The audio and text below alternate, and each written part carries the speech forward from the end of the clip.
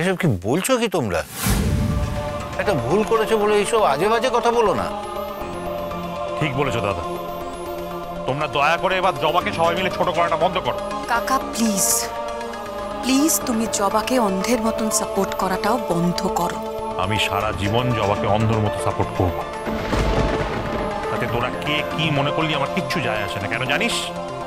কারণ আমি বিশ্বাস করি জবা হচ্ছে এই বাড়িতে একমাত্র মানুষ যে একেবারে খাঁটি, পিওর, ওর মধ্যে কোনো খাদ নেই। কি বলুন তো কাকাবাবু, ওই খাঁটি মন দিয়ে না দুর্ঘটনা এড়ানো গেল না।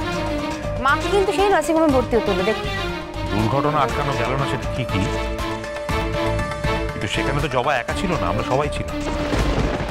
আমরা কে কি করতে পেরেছি? মেজ বৌমা, বৌঠানের পাতে মাংসটা পড়ার আগে তো তোমার পাতে পড়েছিল, তুমি তো আগে খেয়েছো। তুমি তো বললে তুমি বুঝতে পেরেছো যে মাংসে ভিনিগার মেশানো হয়েছিল, তুমি তখন বললে না কেন? বাবা, আমি সমস্ত দোষ আমার উপরে। আমি কি করলাম এটাতে কাকাবাবু? না না মেজ বৌমা, আমি তোমাকে দোষ দিচ্ছি না, কারণ কোনো প্রমাণ আমার হাতে নেই। ভিনিগারের শিশিটা তো তুমি প্রথম দেখতে পেয়েছিলে, তাই না?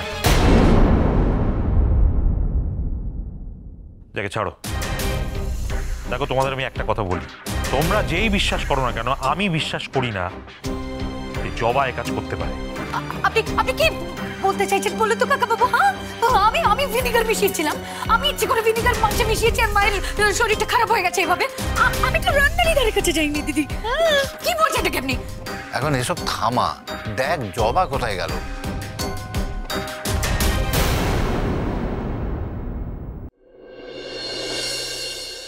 দেখো দাদা, ওই যে জবা।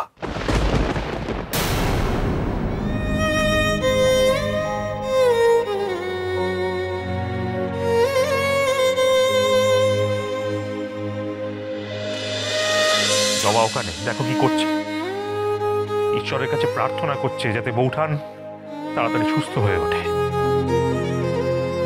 আর আমরা কি করছি? আমরা সবাই মিলে এখানে দাঁড়িয়ে দাঁড়িয়ে পরিকল্পনা করছি জবাকে কি করে শুলে চড়ানো যায়। চমৎকার চমৎকার। মিসেস লতা সেনগুপ্তর বাড়ির লোক কে আছেন?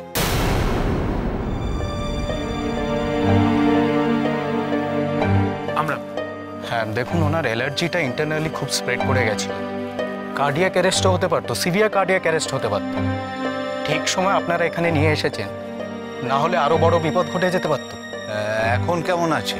Now she is out of danger, কিন্তু আজকের রাতটা আমরা ওনাকে এখানে অবজারভেশনে রাখবো।